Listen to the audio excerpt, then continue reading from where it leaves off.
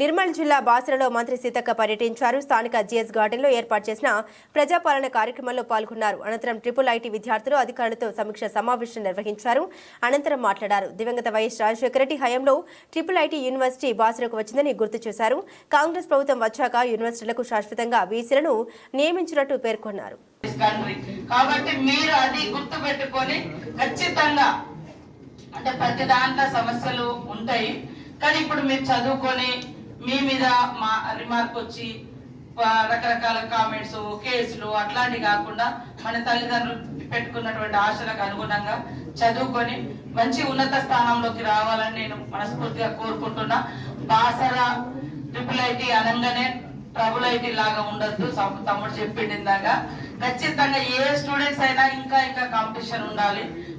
ఇక్కడ నుంచి నేను జేఎస్ రంజన్ గారితో కూడా మాట్లాడి ఈ ఐటీకి సంబంధించింది కూడా ఎక్కువ మనకు ప్లేస్మెంట్స్ వచ్చేటట్టుగా అది కూడా మనం చెప్తాం.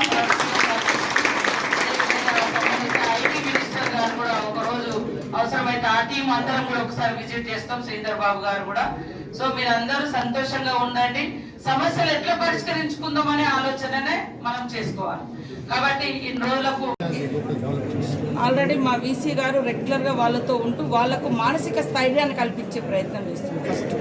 ఎందుకంటే వాళ్ళు కూడా కౌన్సిలర్స్ కావాలి, మాకు కౌన్సిల్ చేసే వాళ్ళు కావాలని కూడా అడిగారు. అది కూడా మేము పెంచుతాం. ఇక్కడ గైనక్ డాక్టర్ కూడా రెగ్యులర్ ఇక్కడే ఉండేటట్టుగా కూడా అమ్మాయిల కోసం అది కూడా ఏర్పాటు చేస్తాం. ముఖ్యంగా వాళ్ళకి బాధ వచ్చినప్పుడు ఎవరితో చెప్పుకోవాలనేది కూడా ఉంది.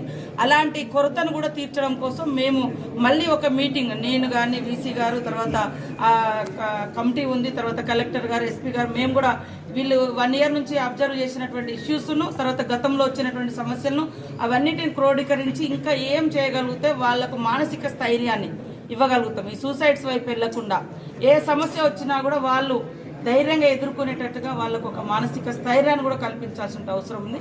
ఆ దిశగా కూడా మేము చర్యలు తీసుకుంటాం. నమస్కారాలు. ఈరోజు ట్రిపుల్ ఐటీలోకి ఉన్నటువంటి ట్రిపుల్ ఐటీకి రావడం జరిగింది. విద్యార్థులతో దాదాపుగా డిస్కస్ చేయడం జరిగింది. 1.5 hour పైన వారితో కూర్చొని నేను, వీసీ గారు, కలెక్టర్ గారు, ఎస్పీ గారు, స్థానిక మన ఎమ్మెల్యే రామారావు పటేల్ గారు, వెంకట్ గారు స్టూడెంట్స్ మీద ఉన్న కేసులను కూడా పరిశీలించి తొందరలోనే అది తీసేసే విధంగా, ఎందుకంటే పిల్లలు కాబట్టి వాళ్ళ ఇక్కడే హాస్టల్లో ఉంటున్నారు కాబట్టి వాళ్ళ అన్నీ కూడా నేను ఎస్పీ గారితో మాట్లాడి తీవ్రతను చూసి తీసేసే ప్రయత్నం.